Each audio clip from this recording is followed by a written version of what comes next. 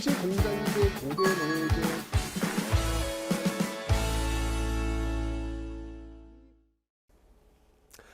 네, 안녕하세요 여러분들. 역사는 최초상. 자, 네.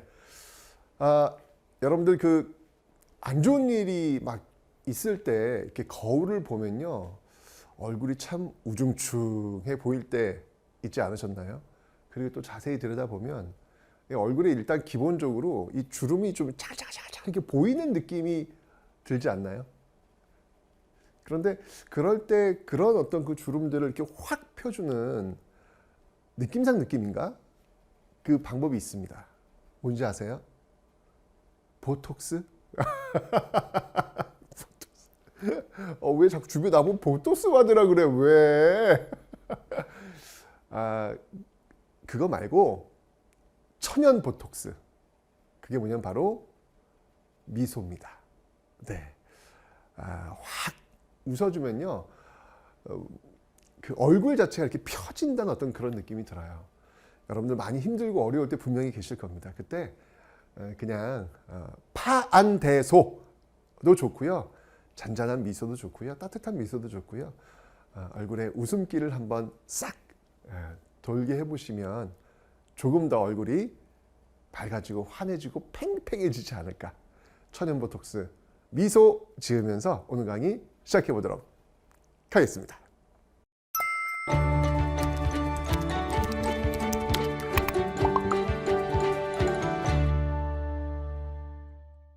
자, 오늘부터 이제 여러분들 근현대사 시작합니다. 와, 진짜 정말 여러분들 아주 빠른 속도로 여기까지 잘 따라오신 것 같아요. 잘 하셨습니다. 굿입니다. 굿. 자, 이제 근현대사 시작할 텐데, 사실 뭐 첫 번째 근현대사 출발이라고 보면, 시기적으로 본다면 사실은 오늘 지금 이제 흥선대원군 배울 건데, 흥선대원군은 근대사의 출발이라고 보기 좀 어렵고요. 그래도 좀 타당성이 있는 출발이라고 본다면 아무래도 강화도 조약 1876년 강화도 조약이지 않을까라는 그런 생각이 드네요. 그런데 이제 그 강화도 조약까지 가기까지 어떤 맥락이 있어야 되기 때문에, 그래서 흥선대원군부터 이 근대사의 페이지를 시작하게 되는 거니까 이해하시면 되겠습니다. 자, 흥선대원군은 누구냐면요, 고종의 빠빠, 네, 아빠입니다. 고종이 12살의 나이에 왕이 오르게 되죠. 이렇게 되다 보니까 사실 통치하기엔 좀 어린 나이다 라고 해서 그의 아버지 흥선대원군이 어떻게 보면은 이제 대리로 정치를 하는 그런 모습을 보이게 되는 것이죠. 한 10년간, 그러니까 고종이 12살에서 22살 될 때까지 흥선대원군 치세가 한 10년간 이어진다라고 보시면 되겠습니다. 뭐 사실 근데 이것도 케이스 바이 케이스인 것 같아요. 앞에서 우리가 설명했지만 숙종 같은 경우 14살임에도 불구하고 기가 막힌 통치수를 보이지 않습니까? 나이가 뭐 어리고 많고 이런 것들이 큰 영향을 끼치지는 않는 것 같아요. 보니까 역사적 어떤 맥락을 보니까. 어쨌건 자, 이 당시에 흥선대원군이 집권하게 될 때 그 당시 어떤 상황을 한번 보도록 하겠습니다. 물론 여러분들 오해는 하지 마세요. 지금 여기서 흥선대원군이 뭐 여러 가지 어떤 정책들을 펼친다라고 했을 때 최종 결재권자는 누굴까요? 그건 고종입니다.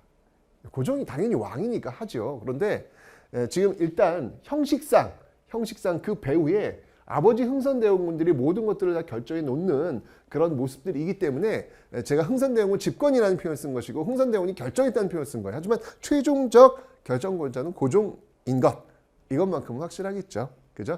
네. 자, 이해를 돕기 위해서 그렇게 출발한 거니까 양해를 바랍니다. 자, 당시 19세기 상황을 한번 좀 보도록 하겠습니다. 정치 경제 상황인데요.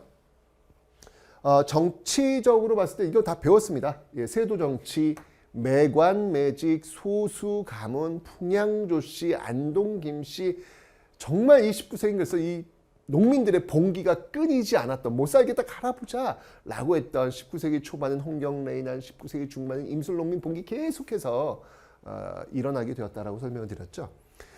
그 배경이 바로 이제 삼정의 문란으로 나타났습니다. 삼정이라고 하는 것은 바로 전정, 군정, 환곡, 세금 체제의 문란. 왜? 매간매직으로 관직을 산 사람들은 그 관직에 있을 때 돈을 뽑으려고 했겠죠. 백성들의 고용을 쭉쭉 짜내면서 부패한 그 모습들을 보였기 때문에 이 세금 체계가 문란해질 수밖에 없는 것이죠. 자, 그래서 전정군정 환곡. 그래서 이제 임술농민 봉기가 일어났을 때 이 문제 좀 해결하기 위해서 그 안핵사로 파견되었던 박규수가 도저히 이거 안 되겠습니다. 이거 고쳐야 되겠습니다. 라고 건의돼가지고 만든 게 이제 삼정이정청이었다라고 설명했는데 큰 효과는 없었다. 자, 이런 상황 속에서 지금 흥선대원군이 지금 집권을 하게 됩니다. 자, 집권을 하게 되니까 어떤 그 목표를 가지고 있었냐면 두 가지 목표가 있었을 거예요. 조선시대 3대 개혁가 하면 첫 번째가 조광조, 현량과라든지 소격서 폐지, 위훈삭제를 주장했던 조광조가 있고요. 두 번째 개혁가가 있다면 김육, 대동법이라든지 시언력과 관련이 있는 인물 김육이 있고요. 세 번째 개혁가가 있다면 바로 흥선대원군이 될 수 있습니다. 정말 기울어져 가고 있는 이 조선어를 어떻게든 일으켜 보려고 노력했던 그런 인물이라고 볼 수 있는데, 흥선대원의 목표는 딱 두 가지였어요. 이겁니다. 바로 왕권 강화와 민생 안정. 그러니까 세도 정치를 통해 가지고 지금 왕권이 추락할 대로 추락한 상태잖아요. 지금 그죠? 그러니까 이것을 어떻게든 다시 원 상태로 돌려놓겠다. 왕권을 강화시키겠다라고 하는 목표가 하나 있었고, 지금 이 세금 체계가 문란해지면서 이 백성들의 삶은 도탄에 빠졌고, 이 백성들을 결국 봉기하면서 들고 일어나는 그 모습들, 그걸 해결하기 위해서는 세금 문제를 해결해야 되겠다라고 해서 민생 안정, 이 두 가지가 흥선대원군의 가장 큰 목표가 되겠습니다. 자, 그러면 하나씩 이 목표를 어떻게 이루어냈는지 한번 살펴보도록 하죠. 자, 먼저 왕권 강화입니다. 왕권 강화입니다. 자, 이 왕권 강화가 어떻게 이루어졌느냐? 우선 여러분 기억납니까? 이 소수의 세도 가문들이 자신들의 권력을 극대화시켰던, 그렇게 활용했던 기구가 있다라고 제가 설명을 드렸어요. 그 기구는 바로 비변사였습니다. 이 비변사를 중심으로 해가지고 그 권력을 엄청나게 끌고 올라오는 어떤 그런 모습을 보이고 있었는데, 결국 흥선대원군이 왕권을 강화시키기 위해서는 바로 이 소수 가문들이 장악하고 있는 이 비변사를 해체시키는 것, 이게 중요하겠다라는 판단이 든 것이죠. 그래서 비변사의 모든 권력이 몰려져 있었는데 이걸 나눕니다. 그래서 의정부와 삼군부로 다시, 행정은 의정부로 그리고 군사는 삼군부로 나누어 놓는 그런 모습들을 보이면서 최종적으로는 비변사를 폐지하는 모습들을 보이고 있다라는 거 기억해 놓으시면 되겠네요. 자, 그리고 항상 여러분들 제가 늘 얘기했지만 뭔가 개혁을 진행하기 위해서는 이 법이라고 하는 것들을 만질 수밖에 없는 거예요. 우리가 잘 알고 있지만 고구려의 소수림왕, 정말 그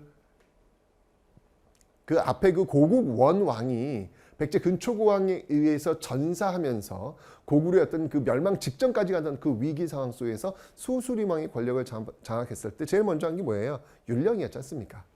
새로운 시대를 열기 위해서는 새로운 어떤 시스템, 그 시스템이 작동될 수 있는 어떤 토대가 필요했던 거예요. 그게 법이란 말이에요. 자, 역시 마찬 흥선대원군도 역시 법을 또 건드립니다. 그래서 대전회통이라는 게 나오죠. 자, 여러분들 이 키워드를 좀 기억해 놓으셔야 될 것 같아요. 자, 다시 한번 복습 한번 해보겠습니다. 이제까지 했어요. 자, 조선의 그 법률 출발이 성종 때 완성이 되었죠. 그게 무엇이었습니까? 경국대전. 자, 시간이 흘러서 영조 때 경국대전의 속편이 나옵니다. 이게 바로 속대전.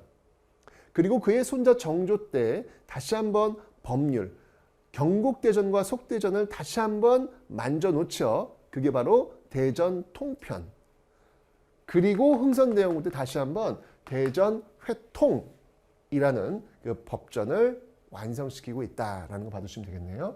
그 다음에 이제 육전조례, 이호, 예병, 형공, 6조가 있지 않습니까? 그 6조들이 어떻게 움직여야 되는지, 하여튼 자세한 어떤 시스템들을 지금 이렇게 정비시키는 그런 모습들을 보이고 있습니다. 개혁을 한 게 있어가지고 법률을 정비하는 것은 가장 기본이니까요. 자, 그리고 왕권을 강화시키기 위해서 무엇을 했냐면 임진왜란 때 불탔던 경복궁이 있습니다. 이 경복궁을 다시 중건합니다. 여러분들 경복궁이요 완전히 불타버려요. 경복궁이 정말 임진왜란 때 완전 폐허가 됩니다. 그 폐허가 몇백 년 동안 계속 유지가 된 거예요. 그래서 이 경복궁을 다시 중건하는 이 작업에 들어섭니다. 근데 여러분 이때 지금 우리가 보고 있는 경복궁 있잖아요. 그 경복궁 그리고 뒤쪽에 청와대 있잖아요. 이게 다 흥선대원군 때 다시 복원이 된 겁니다. 그래서 이 경복궁이 있고 그 뒤쪽이 지금 청와대 자리 있잖아요. 거기가 사실은 경복궁의 후원 자리예요. 그래서 여기다가 이제 경무대 뭐 여러 건물들을 많이 세워놔요. 그래서 근데 이 경무대라고 하는 게 이제 일제 강점기 되면서 없어졌다가 다시 광복되면서 그 명칭을 따가지고 대통령이 있는 공간을 경무대라고 불렀죠. 그러다가 나중에 이제 이승만 정부 들어오면서 이승만 정부 무너지면서 그게 이제 청와대라는 이름으로 바뀌게 된 겁니다. 어쨌건 지금의 어떤 청와대의 역사의 어떤 출발점이 본다면 또 흥선대원군 이때부터라고 볼 수도 있겠네요. 뭐 물론 그 자리는 고려시대부터 원래 궁궐이 있던 자리이긴 합니다. 자, 그 경복궁을 중건을 한 거예요. 뭔가 경복궁은 어떤 곳입니까? 조선의 정궁이에요, 정궁. 왕의 얼굴이란 말이죠. 그런데 이게 흥선대원 때 임진왜란 때 불탔다고 그래가지고 이게 없어진 거 이거는 왕의 권위를 추락시킨 거 아니냐. 다시 한번 세워야 된다라고 해서 경복궁을 중건한 것이죠. 근데 문제는 뭐냐면 돈이 많이 들어요. 돈이 많이 들어요. 이게 사실 이게 뭔가 새롭게 없는 걸 새로 만든다고 했을 때 돈이 많이 듭니다. 이게 다 세금 아니겠습니까, 여러분들, 그죠? 이 당시 역시 똑같아요. 이게 돈이 별로 없어요. 돈이 별로 없으니까 이걸 이제 하기 위해서 어떻게 했냐면 원납전을 징수합니다. 이 원납전이 뭐냐면 원에서 납부하는 돈이라는 거예요. 원납전이라고 하는 게. 그러니까 쉽게 얘기하면 기부금이죠. 그런데 이 기부금을 이렇게 원납전을 내라고 했는데 많이 안 내. 이거 짓는데 턱이 없는 거야. 그러다 보니까 어떻게 해요? 할당을 하는 거예요. 양반들이겠죠. 할당을 하는 거예요. 그러니까 울며 겨자 먹기로 이 돈을 내게 되는 모습들. 그래서 이게 원에서 납부하는 돈이 아니라 사람들 사이에서는 원망하면서 납부하는 돈. 뭐 이런 어떤 이미지들도 있었습니다. 이게 원납전이고요.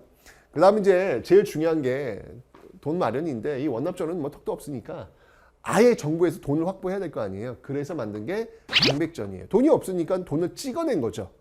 근데 여러분들 돈이 없어. 그래서 돈을 찍어냈어. 그럼 어떤 일이 벌어지죠? 화폐 가치가 떨어지잖아요. 돈이 막 찍어내면 화폐 가치 떨어지잖아요. 화폐 가치 떨어지면 어떤 일이 벌어지죠? 물가가 올라갈 수밖에 없죠. 우린 이걸 뭐라고 하죠? 화폐 가치는 떨어지고 물가는 올라가는 현상. 인플레이션. 인플레이션이 벌어질 수밖에 없는 거예요. 아니 시중에 돈이 많이 풀리면 당연히 인플레이션이 나올 수밖에 없는 것이죠. 당백전. 지금도 여러분들 그 코로나 사태를 겪으면서 돈이 많이 풀렸잖아요. 그래서 물가가 엄청 올랐지 않습니까? 이제 뭐 짜장면도 뭐 이제 8,000원, 뭐 9,000원 막 이러더라고요, 보니까. 냉면이 10,000원이 넘은 것 같아. 오. 이게 물가가 오르는 거죠. 이런 현상이 벌어진 거죠. 그 다음에 나무 필요할 거 아니에요. 그 나무들을 또 이제 묘지림, 양반들이 정말 금지옥엽으로 정말 효자의 어떤 그 효의 어떤 그 일원으로 정말 나무를 얼마나 많이 갖고 있겠습니까? 아버님, 조상님 돌아가신 그곳을 가꾸기 위해서 그거 다 배우라고 합니다. 나무가 필요하니까. 근데 이렇게 보여지면 양반들이 부글부글 할 것 같은데요. 이게 너무 지금 이거 짓는데 이게 지금 이거 왜 내가 지금 돈을 이렇게 내야 되지? 뭐 이렇게 하면서 좀 부글부글하지 않을까? 그런 게 추측이 됩니다. 자, 왕권 강화를 위해서 또 이제 다른 방법이 뭐냐면 이게 중앙에서 이제 이런 모습대로 그러니까 어떤 법률적인 시스템을 정비하고 보여줄 수 있는 경복궁을 중건하면서 왕의 권위를 올리려고 했던 거예요. 중앙에서는요. 그럼 지방 쪽은 어떨까? 지방 쪽에서는요. 이 왕권을 약화시키고 어떤 소수 가문들 또는 어떤 그런 그 학연 또는 지연 이런 사람들의 어떤 그 핵심 본부가 있어요. 그 본부가 어디냐면 서원입니다. 서원. 이 서원에서 말이죠. 뭐 제사를 지낼 거 아니에요. 왜냐하면 서원이라고 하는 건 제사와 교육을 담당하는 곳인데 이 제사를 지낸다고 했을 때 그 마을 사람들한테 그 또 돈 걷어가지고 또 이렇게 한 게 굉장히 많이 있었거든요. 그런 거죠. 맨 처음에 이제 서원이라는 게 세워질 때는 굉장히 건강한 모습이었는데 시간이 지나면서 서원은 굉장히 건강하지 않은 그런 모습들이 나타나게 되는 거예요. 그래서 흥선대원군은요. 쓸데없는 서원들. 이거 정말 그 국가의 좀이 될 수 있는 서원 다 없애. 47개만 남겨 싹 없앱니다. 사실 이 서원 정리를 했던 그 왕이 그 전에 있었어요. 영조 때도 서원을 정리했잖아요. 흥선대원군 때도 서원 정리. 그만큼 이 서원이라고 하는 곳이 여기저기 세워지면서 막 중복되고 막 세워져요. 세워지면서 이것은 진짜 그 선연을 위한 어떤 그런 제사와 교육의 공간이라기보다는 백성들의 고열을 빨아먹는 그런 어떤 부패한 장소가 됐다라고 판단한 거예요. 그래서 서원을 정리하는 모습들.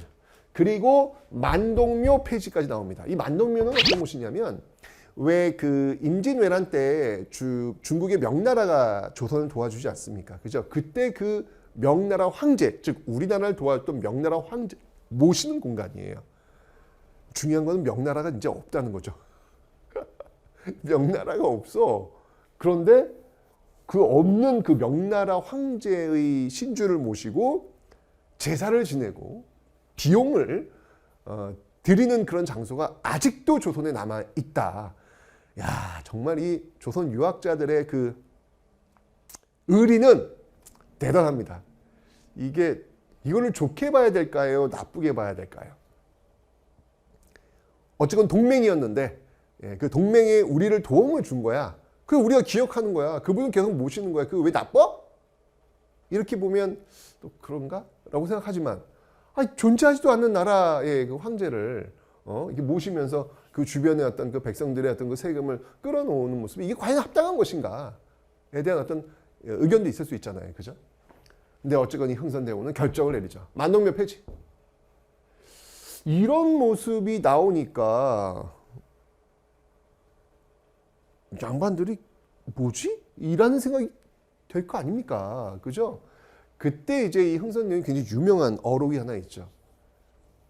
이렇게 서원철폐나 뭐 이런 것들이 지금 이루어지고 있는 과정 속에서 반발이 분명히 있었습니다. 그러자 흥선대원이 이런 이야기를 하죠. 공자가 다시 살아난다 해도 이런 불합리한 것들, 백성들이 어떤 그 고통을 받는 이런 것들을 없애는 거에 반대한다면 나는 가만히 있지 않겠다라는 이야기를 하는 거예요. 여러분 공자는 건드릴 수 없는 성역입니다. 그런데 그 공자마저도 나는 내 뜻대로 하겠다. 내 개혁을 펼치겠다. 이런 얘기가 나오는 거예요. 그러니까 얼마나 흥선대원군이 이 개혁의 어떤 그 깃발을 아주 힘차게 휘두르고 있는지를 다시 한번 보여주는 대목이다라고 볼 수 있겠죠. 예. 개혁은 여러분들 사실 혁명보다 더 어렵습니다. 혁명은 그냥 쓸어버리면 돼요. 그냥. 근데 개혁이라고 하는 것은 끊임없이 명분을 이야기해야 되고 설득해야 되는 어떤 그런 장면들이 필요하잖아요. 개혁은 혁명보다 쉽지 않을 수 있어요. 어쨌건 이 흥선대원군은 그런 어떤 모습들을 밀고 나가는 모습들이 보이고 있습니다. 자, 그 다음에 이제 왕권 강화 이런 어떤 그 개혁들을 보여 있고요. 그 다음에 이제 민생 안정입니다. 자, 삼정, 전정, 군정, 환곡이 있잖아요. 이 삼정이 지금 문란하니까 이걸 지금 시정해야 될 거 아닙니까? 자, 먼저 전정은요, 토지 조사 사업 하는 거예요. 토지 조사 사업해서 재정을 확보하는 어떤 그런 모습들. 그러니까 기본이죠, 여러분들. 새로운 어떤 정부 들어와가지고 뭔가 새롭게 시작하려면 돈이 필요할 거 아닙니까? 그죠? 돈은 어디서 나온 거? 세금 아니겠습니까? 그 세금을 거둘 수 있는 그 재원들을 다시 한번 조사해서 합리적으로 명료하게 만들어내는 것 중요하겠죠? 전정은 그렇게 보시면 되고요. 자, 이제 중요합니다. 시험에 잘 나온 건 이겁니다. 군정입니다. 자, 이 군정은 뭐냐면요. 제가 이야기했죠. 군대를 가지 않아도 된다고요. 뭐를 내면? 포를 내면. 그래서 영조 때 균역법 시행하지 않습니까? 1년에 한 필만 내도록 하지 않습니까? 그런데 제가 이야기했지만 그 균역법에서도 양반은 예외였습니다. 양반은 군대를 가지 않아요. 그게 양반의 특권이에요. 내가 양반이야 아니야를 판단할 수 있는 가장 큰 근거는 군대를 가느냐 안 가느냐에 결정됩니다. 양반은 군대 가지 않습니다. 균역법이 그러니까 양반도 포를 내지 않는 것이죠. 균역법에서도. 자, 그런데 흥선대원군대가 되면 호포제, 호가 뭐예요? 집집마다 포를 다 내라는 거예요. 양반집이건 상민집이건 다 포를 내라는 겁니다. 자, 이거 여러분 중요한 겁니다. 흥선대원군 때 시행했던 이 호포제를 통해서 양반도 포를 내도록 했다라고 하는 포인트는 굉장히 중요한 거예요. 굉장히 중요한 거예요. 다시 한번 얘기하지만 기득권 세력이라고 하는 양반들이 이래저래 기분이 지금 안 좋을 것 같아요. 특히 이 호포제, 사실 뭐 경복궁 중건할 때 원납전 내고 당백전 때문에 좀 뭐 하고 뭐 묘지예림도 내고 뭐 이런 것들은 내가 비용을 지불하면 뭐 되는 부분이잖아. 좀 아깝긴 하지만.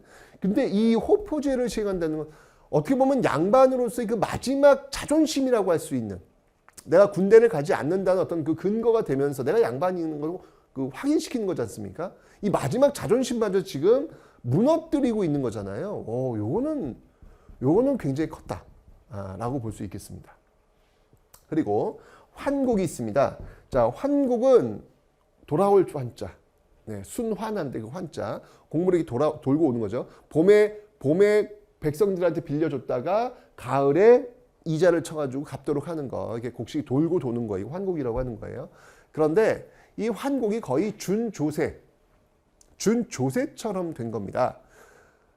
이 원래 이거는 구휼, 백성들을 좀 이렇게 어려울 때 도움을 주기 위해서 만든 건데, 이쯤 되면 이 환곡이 이제는 공무원들이 뒷주머니를 불려나가는 수단이 된다는 이야기예요. 예를 들면 봄에 곡식을 빌려줘요. 근데 저는 사실 필요가 없어요. 예를 들면 필요가 없어요. 저는 안 받겠습니다라고 해도 공무원들이 무조건 할당을 하는 거예요. 너 받아. 왜 안 받아? 그리고 가을엔 이자를 어마어마하게 쳐가지고 뜯어가는 겁니다. 장사하는 거죠. 그러니까 이자 갖고 고리대를 장사하는 것이죠. 공무원들의 비리가 지금 여기 나오는 거예요. 그래서 공무원들이 개입하지 못하도록 그냥 알아서 그 지역에서 알아서 운영할 수 있도록 그 지역에 명망 있는 높은 사람들한테 맡기는 거예요. 공무원을 빼고. 이걸 사창이라. 그 사자는 뭐냐면 그 마을 사자, 지역 사자라고 보시면 돼요. 그 마을에서 운영하고 있는 창고라고 보시면, 자치적으로 운영하는 창고라고 보시면 되겠습니다. 그래서 이렇게 호포제와 사창제를 통해서 민생을 안정시키려는 어떤 이런 개혁의 구도가 나타나고 있더라라는 걸 보시면 되겠습니다. 자, 그런데 문제는 이런 어떤 개혁이 지금 이 시대에 보면 합당해 보이잖아요. 합리적으로 보이잖아요. 뭐 물론 이제 사실 경복궁 중건 같은 경우에는 이렇게 비용을 들여야 되나라고 하는 그런 반론이 나올 수는 있겠지만, 어쨌건 간에 어떤 뭐 이전까지 어떤 시대와는 좀 이렇게 딱 선을 긋고 새로운 시대를 열 수 있는 어떤 그런 모습이란 말이죠. 그런데 이 당시를 살고 있었던 양반들, 그 양반들 입장에서는 어땠을까? 양반들 입장에서는 지금 부글부글 끓어오를 수밖에 없는 거예요. 내가 기득권인데 내 기득권으로서의 어떤 모든 것들이 지금 탈탈 털리고 있는 상황이잖아. 그죠? 좋아할 리가 없어요. 자, 그러다가 이제 고종이 어느 정도 나이가 되니까 이때 최익현이라는 인물이 등장을 합니다. 최익현. 이 최익현이란 인물이 탄핵 상소를 올리게 됩니다. 뭐 물론 흥선대원군은 물러나시오 이런 의미는 아니고요. 이제 고종이 직접 나이가 되었으니 직접 정치를 하십시오 라고 이야기하는 거예요. 무거 뒤집어 보면 흥선대원군이 그만두라는 이야기예요. 그래서 최익현 탄핵이라고 이야기를 하는 건데, 이 최익현이라고 하는 인물은요, 제가 볼 땐 찐 보수. 여러분, 이게 나쁜 의미가 아닙니다. 왜 보수하면 나쁘다는 의미가 있지? 그거 아닙니다, 여러분들. 보수라고 하는 것은 급격한 변화보다는 안정을 추구하는 그런 어떤 성향을 갖고 있는 사람들을 우린 보수라고 이야기하는 거거든요. 진보라고 하는 것은 끊임없는 변화를 추구하는 그쪽을 이제 진보라고 이야기하는 거. 변화를 굉장히 추구하지 않습니까? 이 최익현은요, 정말 이제까지 어떤 기존 질서 체제를 지키는 그런 보수적인 어떤 모습들을 보였던 그런 인물이에요. 저는 그런 생각이 듭니다. 이 보수라고 하면요, 정권이 바뀌건 바뀌지 않건 자신의 어떤 일관된 신념을 그냥 쭉 밀고 나가는 거. 전 이게 찐보수라고 보는 것이죠. 그런데 이제 요 근자에도 보면 정권이 바뀌었을 때 입장이 달라지는 거야. 분명히 분명히 정권 바뀌기 전까지는 반대했는데 정권이 딱 자기가 원하는 정권이 들어오니까 입술 닦고 그냥 그럴 수 있지. 이렇게 이거는 아니라는 거지. 근데 최익현이 이거는 아니라는 거지를 제대로 보여준 인물이에요. 예를 들면 자 보세요. 최익현의 어떤 그 탄핵 상소를 통해서 지금 이제 이 대원군이 이제 물러나요. 이제 흥선 대원군이. 그리고 고종정부가 들어온다고요. 그러니까 고종정부가 들어서는데 결정적 역할을 했던 인물이 최익현 아니야. 근데 그 고종정부가 이제 강화도 조약을 체결하면서 이제 문을 연다고요. 그때 이 최익현이 또 도끼 들고 나와요. 반대하는 거예요. 자기의 어떤 이 상소를 통해 가지고 들어선 정부지만 자신이 추구하는 어떤 그 질서와 시스템에 맞지 않다고 하면 그 정부에 대해서도 반대하는 거예요. 전 이게 진짜 보수라는 생각이 드는 것이죠. 그저 내 입맛에 맞는 이야기를 하는 게 아니라 나의 신념에 따라 움직이는 어떤 그런 모습들. 최익현이 그 한 모습을 보여주지 않았나라는 생각이 듭니다. 그래서 개항 반대했고요. 나중에 이제 을사늑약으로 우리가 외교권을 강탈당할 때 이때 또 의병으로 나서고 결국 나중에 이 을사의병 때 이제 결국 잡혀가지고 대마도에서 쓰시마로 끌려가서 이 대마도에서 순국하는 그런 모습을 보여주는 인물, 그 인물이 바로 최익현이 되겠습니다. 자, 어쨌건 이 최익현을 통해 가지고 최익현 상소를 통해서 이제 흥선대원군은 물러나게 되고 이제 고종의 친정이 들어서게 될 겁니다. 됐죠? 자, 이건 이제 국내적인 어떤 상황이었습니다. 대내 정책이었어요. 대내 정책, 흥선대원군의 왕권 강화와 민생 안정 기억하시면 되겠습니다. 여러 정책들을 통해서 쓰러져 가고 있는 이 조선호를 다시 한번 일으켜 세우겠다라는 조선의 마지막 촛불 같은 어떤 그런 역할을 이 흥선대원군이 하고 있는 겁니다.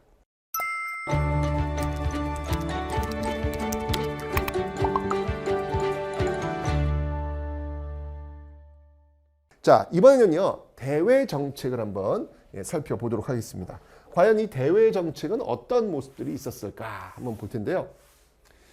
자, 다시 한번 19세기 상황을 한번 보겠습니다. 대내적으로는 뭐 세도 정치, 삼적의 문란이 있었다고 했죠. 대외적으로는 어떤 일이 있었냐면 서세동점의 시대입니다. 이게 무슨 말이냐면 서양 세력이 동쪽으로 밀고 들어오는 상황. 이 상황이 바로 19세기였습니다. 여러분들 흥선대원군이 이제 그 대외적으로 이제 활약을 하게 되는 시점이 이제 1866년이 나타나게 되는데 1865년에 미국의 에이브러햄 링컨이 사망하게 됩니다. 그러니까 이게 그 시대예요. 링컨하고 흥선대원군이 연결된다고요? 뭔가 여러분 느낌이 좀 쎄하죠? 그 시대입니다, 그 시대. 예. 저 이미 그 언제입니까? 1860년대에 이제 50년대인가? 어쨌든 요 흐름 속에서 노예제 해방도 나오고 이제 그런 모습들이잖아요, 그죠? 예. 그 시대입니다. 네, 그 시대입니다. 자, 그리고 서양 세력들이 지금 뭐 영국이나 뭐 이런 나라에 막 중국이 막 지금 들어와가지고 통상 뭐 이것 때문에 막 이슈가 벌어지고 막 그런 시점이란 얘기예요. 그러다 보니 우리나라의 지금 이양선, 이 달을 이자예요. 모양이 다른 배들이 출몰하기 시작하는 거예요. 그러니까 중국도 갔다가 일본도 갔다가 그 사이에 있는 우리나라도 온 거죠. 그래서 뭘 요구하는 거예요? 통상하자고 하는 거예요. 서양 사람들은 와가지고 통상을 통해 가지고 돈 좀 벌겠다. 이런 목적도 분명히 있었단 말이죠. 또 하나의 어떤 다른 목적이 있다면 식민지에 대한 관심도 있었고, 그죠? 그리고 옛 왕릉을 파면 귀한 보물이 있다. 뭐 이런 나쁜 생각이죠. 이런 생각들도 갖고 있는 사람들도 있었고, 어쨌건 이 서양 사람들이 지금 눈에 불을 켜고 이 동양으로 지금 몰려들고 있는 그런 상황이었어요. 자, 흥선대원군 집권 시에 이 통상수교, 통상하자, 물건 좀 사고 팔자라고 하는 그런 주장들, 그리고 외교 맺자라는 건데, 흥선대원군의 정책은 통상수교 거부 정책이었습니다. 왜냐하면 지금 중국도 지금 영국에 의해서 강제로 문이 열리고 있는 상황이에요. 일본도 지금 열리고 있는 상황이에요. 이런 상황 속에서 좀 공포감이 있었던 거예요. 이 서양인들이 몰려 들어와가지고 어떤 만행을 저지를지 모른다라는 어떤 공포감 분명히 있었죠.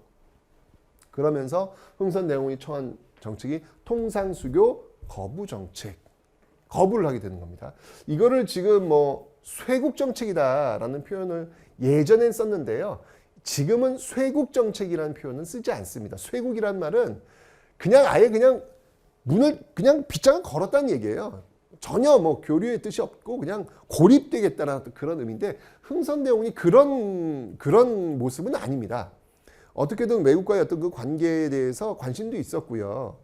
또 그 교류를 통해 가지고 뭐 물자라든지 이런 것들을 또 교환하는 어떤 그런 의지도 있었어요. 다만 그게 어떤 수교까지 가고 뭐 그런 것들에 대해서는 좀 거부하는 어떤 그런 모습은 있었지, 쇄국 정치적으로 그냥 딱 문을 걸어 잠그는 거는 그런 모습은 없었기 때문에 지금은 이제 쇄국이라는 표현은 단어는 쓰지 않습니다.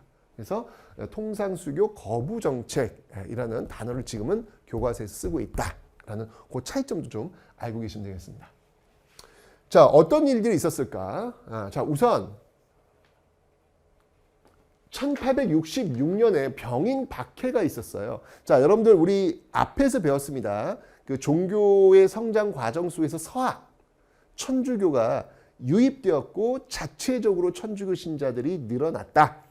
정조 때 신해 박해, 윤지충, 그 부모님 제사 지내는 이 건 이슈 때문에 박해가 있었지만 뭐 소수였다가 정조가 죽고 나서 신유 박해 때 엄청나게 많은 사람이 죽었다. 이때 정약용, 정약전이 귀양가는 그런 배경이 여기서 나온 것이다라고 했잖아요. 다시 한번 큰 천주교 박해가 있었는데요. 이게 바로 병인 박해입니다.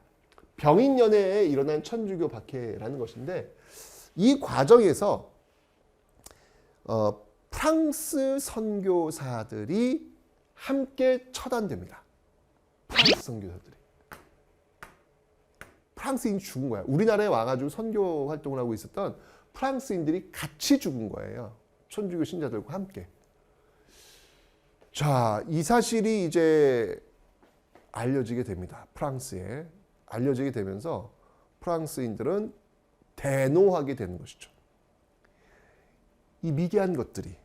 네. 그들은 이제 그렇게 판단하는 거예요. 왜냐하면 제국주의 모습이거든요. 서양인들은 기본적으로 이 동양인들, 아프리카인들에 대한 그 미개함, 이 사람들은 미개한 사람들이고 우리들이 하나님의 말씀을 전파해주는 소명의식을 갖고 있는 사람들이에요.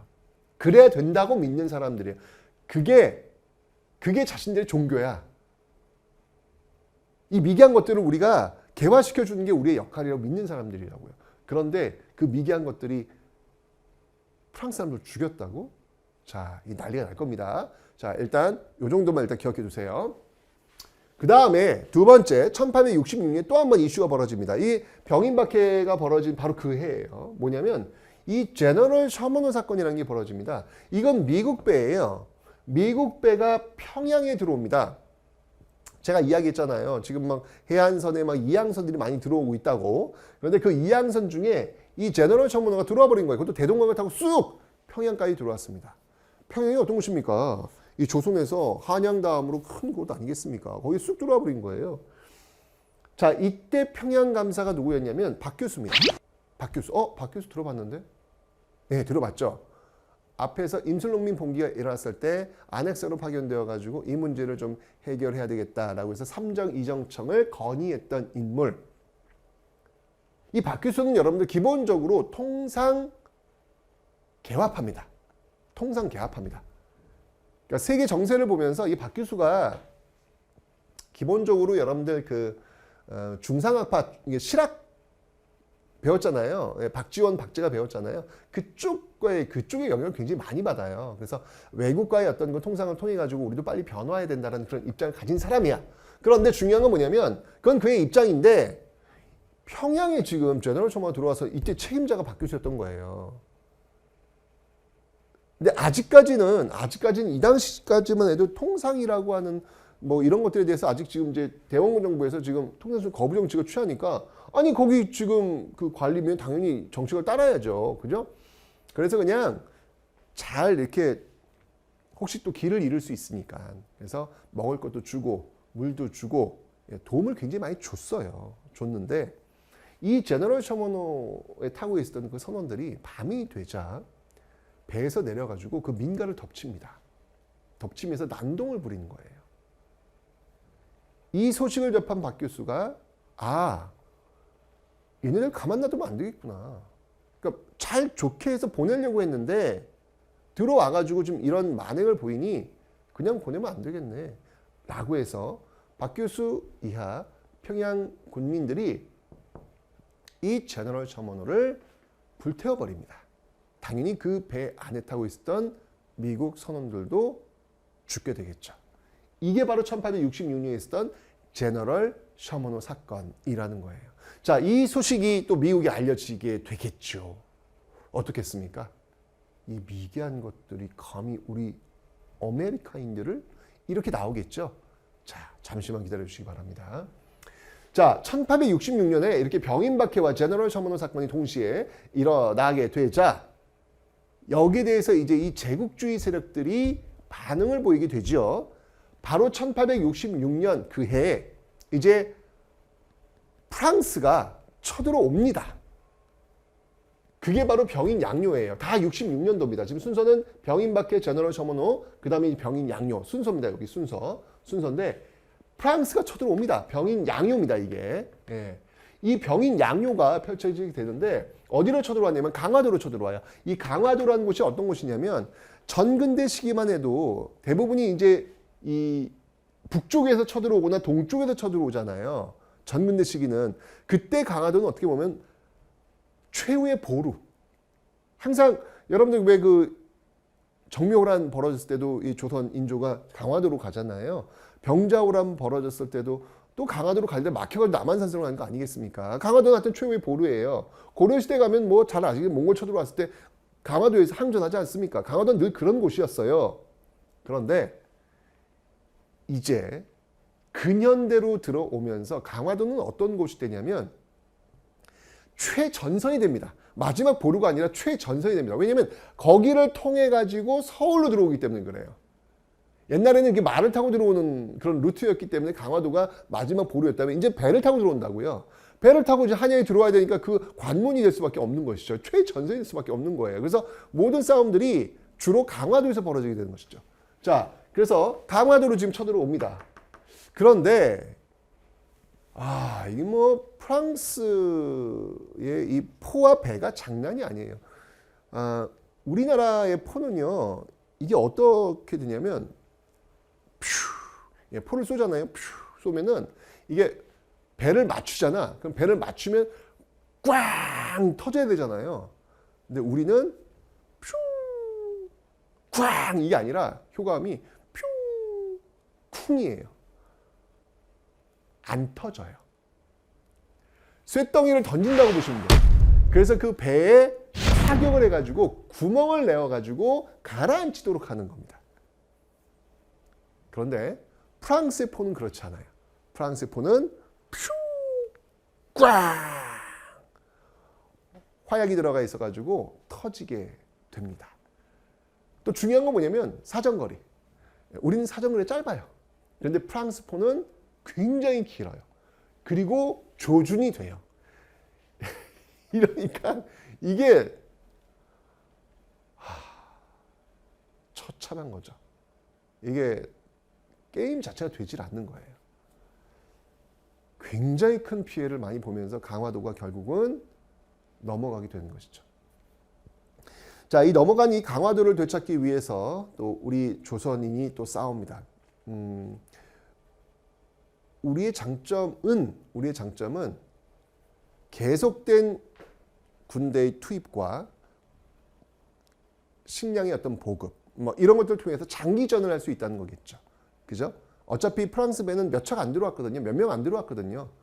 굉장한 화력을 갖고 계속 밀고 들어오긴 있지만 어찌건 우리가 많이 죽는다 할지라도 우리는 계속해서 군인들을 내어놓을 수 있고 계속해서 식량을 보급할 수 있는 장점이 여기는 우리나라니까. 그죠? 결국 어떤 그런 계속된 저항 속에서 이 정족산성을 지키고 있었던 이 양원수 부대가 대승을 거두게 됩니다. 이 정족산성, 강화도의 정족산성의 대승을 거두게 되고, 그 다음에 이제 이 한성근, 문수산성을 지키고 있는 이 한성근 이 부대가 또 이 서울로 들어갈 수 있는 여기는 지금 이제 김포 쪽이에요. 그러니까 강을 건너야 돼. 강화도에서 건너서 김포 쪽으로 가야 되는데 여기가 뚫리면 그냥 바로 한양으로 올 수 있는데 이걸 또 막아내요. 막아내면서 프랑스 군대가 이 한양으로 들어가는 걸 막아냅니다.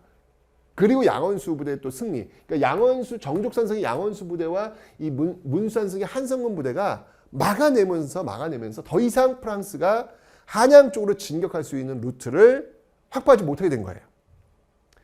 결국 이제 시간이 지나가면 지나갈수록 프랑스는 불리할 수밖에 없는 거예요. 그러면서 결국 철수하게 됩니다. 자, 근데 이때 이 프랑스인들이 무슨 짓을 했냐면 이 강화도에 규장각, 여러분들 그 정조 때 규장각을 만들잖아요. 창덕궁 내에 만들잖아요. 그거 말고 또 귀중한 어떤 문서나 어떤 왕실의 어떤 도서 이런 것들을 그래도 또 위험하니까 또 다른 곳에 또 보관을 해놨어요. 그곳이 바로 강화도입니다. 그래서 바깥 외자, 바깥에 있는 규장각, 그래서 외 규장각이 강화도에 있었는데 이 프랑스인들이 들어가 봤는데 우와 뭐야 딱 봐도 이게 굉장히 뭔가 대단한 것처럼 보였던 것 같아요. 의궤 같은 거 펼쳐보면 정말 그 색색으로 정말 얼마나 그 비단에 쌓여가지고 색색으로 얼마나 자세하게 그림이 쫙 펼쳐집니까? 자기들이 뭔지는 모르겠지만 되게 좋아 보였던 것 같아요. 그래서 그런 거 들고 가고 다 가져갈 수 없으니까 나머지는 다 불태워버립니다. 야만인들이에요. 여러분들 뭐 그 유럽 사람들이 뭐 굉장히 그 예의 있고 아주 에티켓 있고 그런 모습이라고만 생각하시지만 저는 이 외교장각을 약탈하는 그 프랑스인들의 모습을 보면서 이거 야만인들이다. 다른 나라의 문화에 대해서 배려 없습니다. 이게 이 당시 제국주의들의 모습이었던 거예요.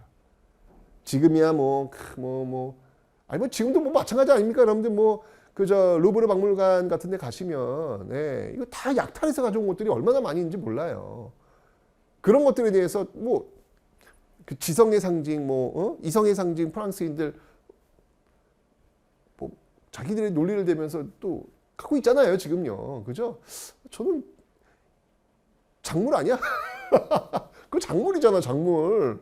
작물 돌려줘야지. 난 원칙 아닌가, 원칙? 작물이면 돌려줘야지.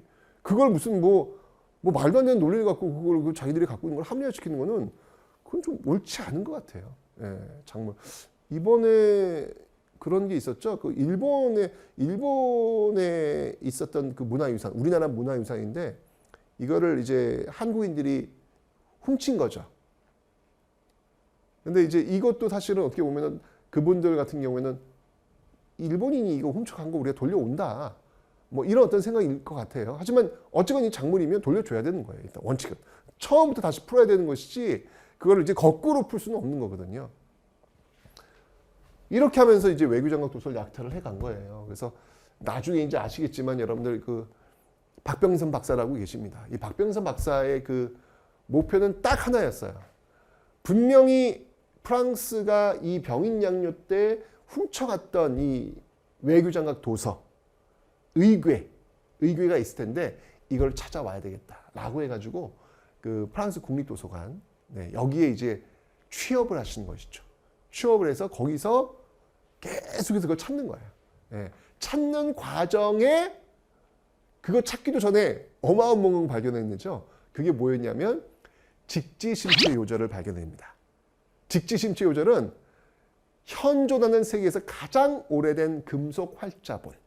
이걸 먼저 발견하게 되죠. 근데 이 직지심체 요절은 약탈해 간 건 아니에요. 이건 어떤 그 정치적 루트를 거쳐가지고 프랑스에 넘어간 겁니다. 그리고 나서 그것뿐만 아니라 계속 또 찾는 거야. 찾다가 드디어 의궤를 발견해냅니다. 발견해내고 우리나라에 알렸죠. 그래서 이제 그거 이제 반환받는 과정에서 KTX 프랑스 떼제베 그 기술 우리가 그럼 수용할 테니까 의궤랑 바꾸자. 그런 어떤 그 역사가 있었죠. 근데 아직도 여러분들 우리한테 온 거는 임대 형식으로 왔을 뿐이에요. 빌려준 거야. 아이 나빠. 지네들이 약탈해 놓고 나서 빌려주는 게 말이 돼? 어쨌건 그런 어떤 역사가 있다라는 거 기억해 놓으시면 되겠습니다. 병인 양요. 적어드릴까요? 직지심체요절과 의궤. 직지심체요절과 의궤가 다 이 박병선 박사와 관련이 있다라는 거 봐주시면 되겠습니다. 자, 그리고 1868년도에 또 한 번의 이슈가 벌어졌습니다. 강화도에서 이렇게 프랑스인들이 쳐들어와가지고 정말 조정이 좀 부글부글했을 거 아니에요.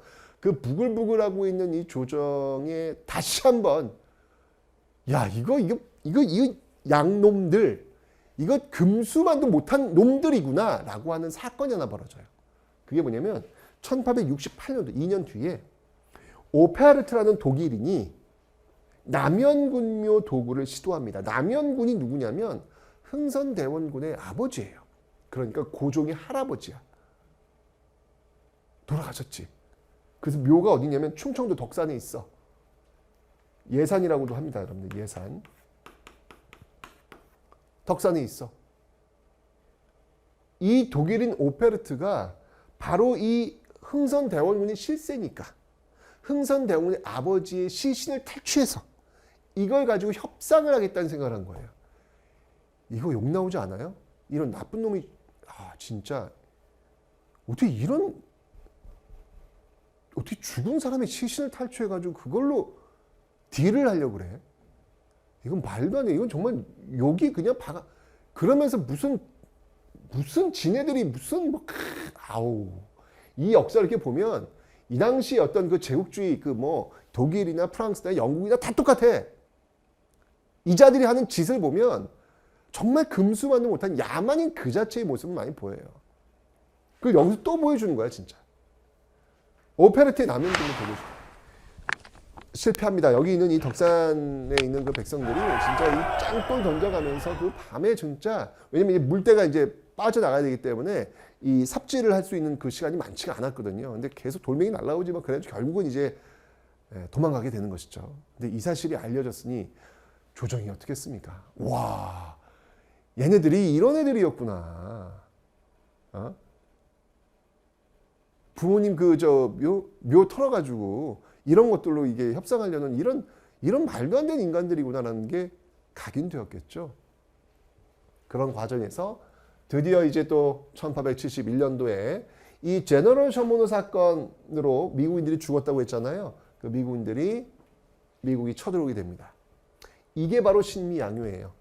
자, 똑같이 마찬가지로 강화도로 들어옵니다. 강화도로. 예, 한양 쪽으로 들어와야 되니까 강화도로 들어오는데 싸움의 양상은 같습니다. 예, 프랑스의 그 부대를 막아내기도 버거웠지만 미국의 부대를 막아내기도 버거울 수밖에 없죠.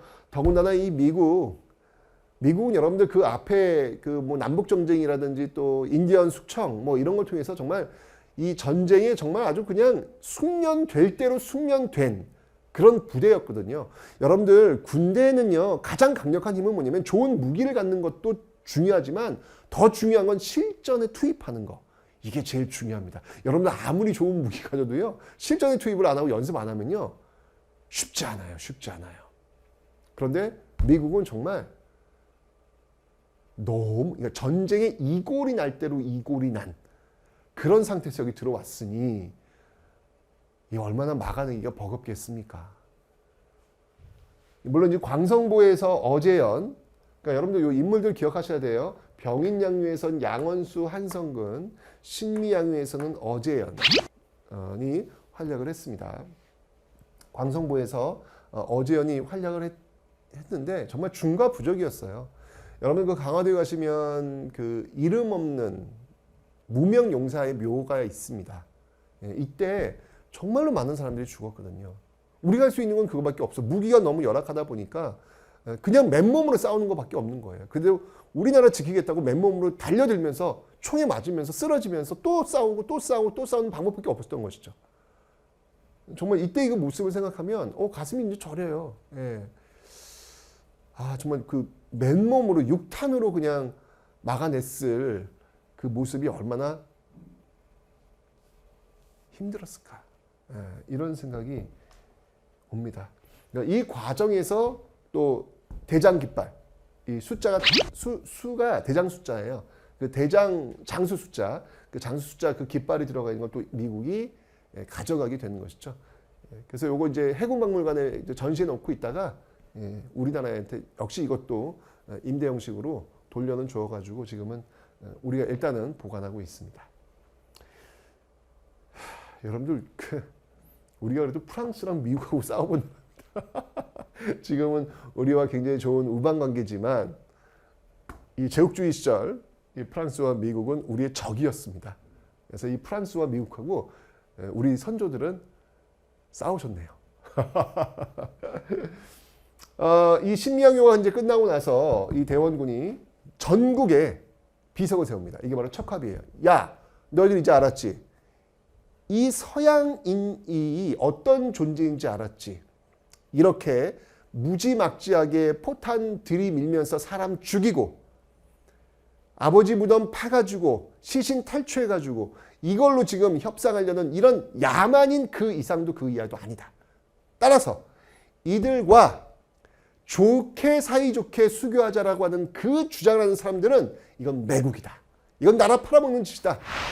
라고 하는 척화비를 딱 세워가지고 전국에 통상수교 거부 의지를 알리게 되는 모습들을 보이게 됩니다. 자, 여러분들 흥선대원군이 집권하면서 보여줬던 국내외 정책들을 지금 한번 우리가 살펴봤습니다. 국내적으로 본다면 지금 왕권 강화와 민생 안정의 모습을 보였고, 그리고 국외로 본다면 통상수교 거부 정책을 펼치고 있는 모습들을 좀 확인하셨어요. 정말 격동의 시기입니다. 네, 이제까지 그 근대 시대에서 근대로 넘어오는 그 경계선에 흥선대원군 정부가 있었던 것이죠. 그러다 보니 정말 별의별 사건들이 많이 보이고 있습니다. 자, 과연 이 흥선대원군 최익현의 탄핵 상소를 통해서 물러나게 되고 고종정부가 들어섰는데 이 고종정부는 과연 어떤 모습으로 이 격동의 시기를 풀어나갈까요? 다음 시간에 확인해 보도록 하겠습니다.